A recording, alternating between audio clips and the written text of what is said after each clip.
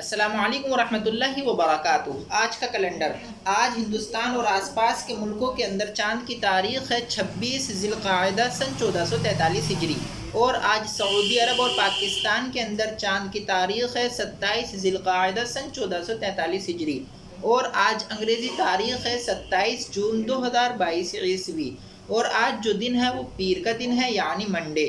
اور آج کا مسئلہ آپ کے سامنے پیش کرتے ہیں۔